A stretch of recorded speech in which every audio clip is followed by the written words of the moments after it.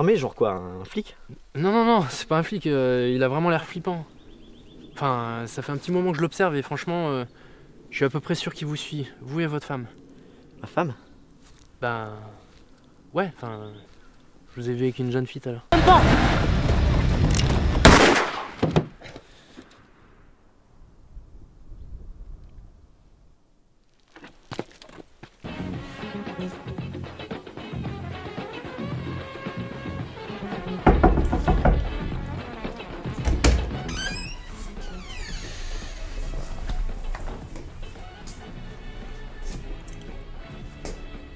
Bon alors, t'as mon paquet?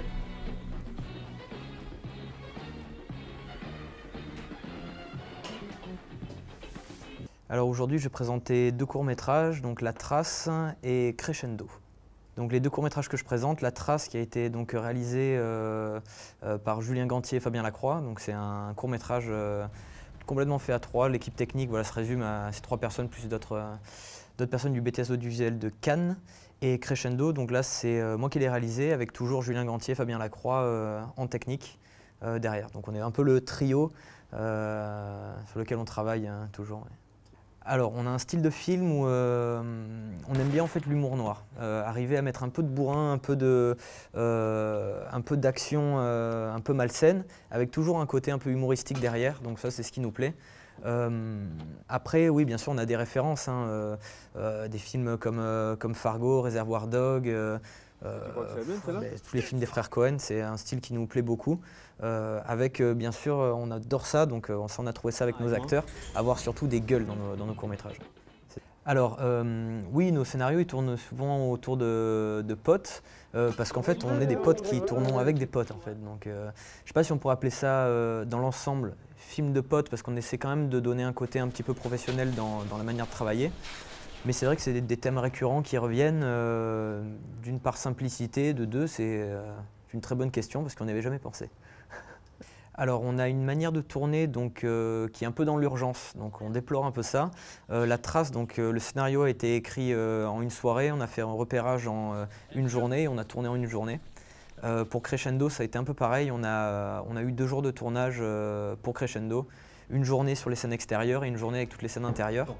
Donc oui, on est efficace sur ce style de tournage, mais au niveau du rendement, au niveau de la fatigue pour l'équipe technique, pour les acteurs, c'est quelque chose qu'à partir de maintenant, on va éviter.